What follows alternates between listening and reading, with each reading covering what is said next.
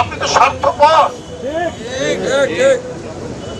আপনার তো বিবেক বলে কিছু নাই। আর আপনি, আমরা ছোটবেলায় গল্প শুনেছি শেওড়া গাছের ভূত পেত্নী। আপনি এখন, আগে ছিলেন অবৈধ প্রধানমন্ত্রী, এখন হয়ে গেছেন শেওড়া গাছের ভূত পেত্নী। মানে ভূত পেত্নীর হুমকি শোনা যায় কিন্তু চোখে দেখা যায় না।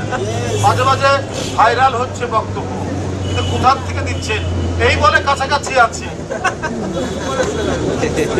কিন্তু কোথায় আছে ওই শেওড়া গাছের ভূত পেত্নীর মতো। আর তার কোনো হদিশ নেই। উনি বাংলাদেশের জনগণের সাথে এক রক্ত খেলায় মেতেছেন। আগে থেকেই তিনি এই রক্তের হোলি খেলা খেলছেন, এখনো তিনি সেই রক্তের হোলি খেলায় খেলে যাওয়ার তার মধ্যে বাসনা, সেই কর্মসূচি নিয়ে তিনি কাজ করাচ্ছেন। তবে একবার লুটেরাদের সিংহাসন ধুলায় লুটিয়ে পড়লে সেই সিংহাসন পুনরুদ্ধার করা যায় না। তাহলে হিটলারের পুনরাবৃত্তি হতো, মুসলিনের পুনরাবৃত্তি হতো, বিশ্বের সবথেকে জঘন্যতম নিষ্ঠুর স্বৈর শাসকদের পুনরাবৃত্তি